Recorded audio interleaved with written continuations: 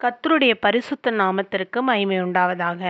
இன்றைய தியானத்தின் தலைப்பு ஆணிகள் கற்றுக் கொடுத்த வாழ்க்கை பாடம். வேதாகம வசனம் யாக்கோபு 1 19 முதல் 20 வசனங்கள்.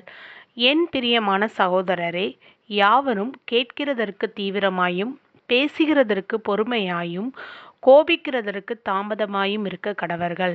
மனுஷருடைய கோபம் தேவனுடைய நீதியை நடப்பிக்க மாட்டாதே.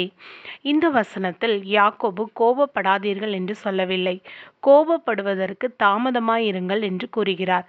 ஏனெனில் கோபம் ஒரு உணர்வு. ஆனால் அந்த உணர்வை நாம் எப்படி வெளிப்படுத்துகிறோம் என்பதே நமது குணத்தையும் தேவனுடனான உறவையும் வெளிப்படுத்துகிறது.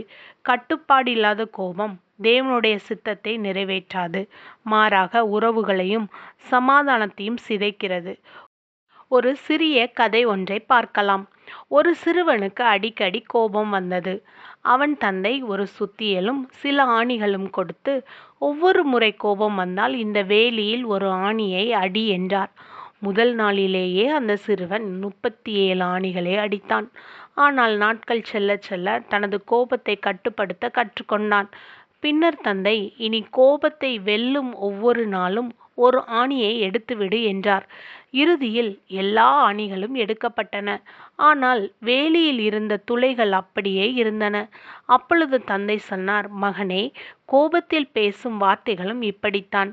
மன்னித்துவிடு என்று சொன்னாலும் அந்த வார்த்தைகள் ஏற்படுத்திய காயம் பல நேரங்களில் மனதில் இருந்து நீங்கி விடாது.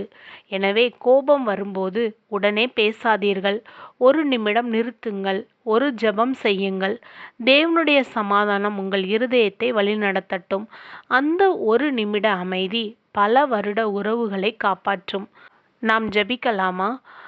அன்பின் பரலோக பிதாவே, எங்கள் கோபத்தை உம்மிடம் ஒப்படைக்கிறோம். எங்கள் இருதயத்தையும் எங்கள் நாவையும் கட்டுப்படுத்தும் கிருபையை தாரும். எங்கள் வார்த்தைகள் எப்பொழுதும் அன்பையும் சமாதானத்தையும் வெளிப்படுத்தட்டும். இயேசு கிறிஸ்துவின் நாமத்தில் ஜெபிக்கிறோம் நல்ல பிதாவே. ஆமேன்.